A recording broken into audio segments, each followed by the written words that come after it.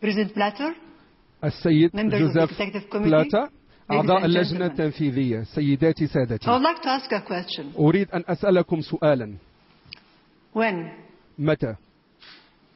When do you think is the right متى time for the World Cup to come to تظنون the Middle East? وأن كأس العالم يجب أن And do you تأتي إلى recognize الشرق الأوسط؟ how important this is to هل our region and to تعرفون our world? أهمية هذا الشيء للمنطقة والعالم بأسره؟ FIFA has answered similar questions many times. لو In حق 1930, لي FIFA entrusted الإجابة على هذه النوعية من الأسئلة لقلت وأن في سنة 1930 استطاعت الفيفا أن تحقق كأس عالم ممتازة. with North America.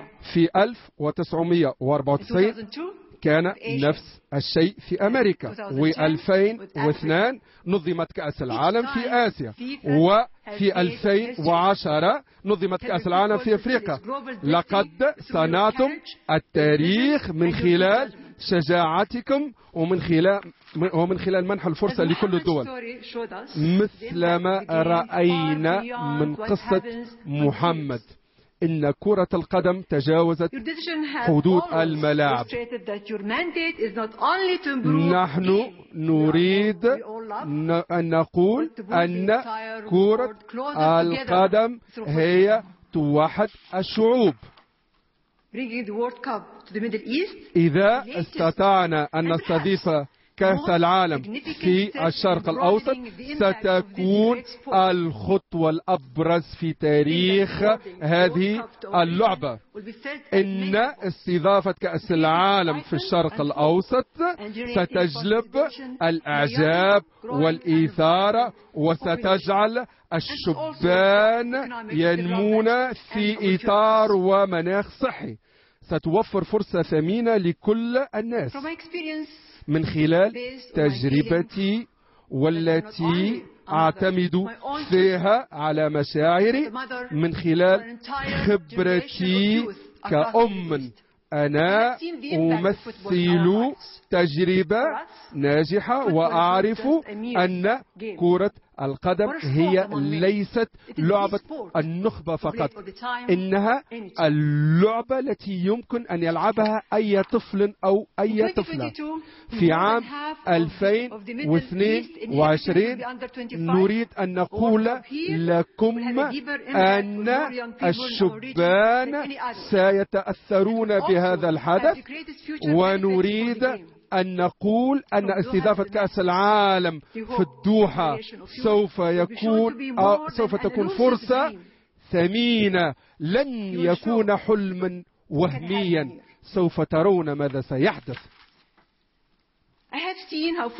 رأيت كيف يمكن لكرة القدم أن تبعث الحب والعزيمة في الشباب، لأن المثابرة في كرة القدم تبين أن أي شخص يجب أن يحقق حلمه ويمكن أن ينجح، وهي أيضا تؤثر على الصعيد العالمي.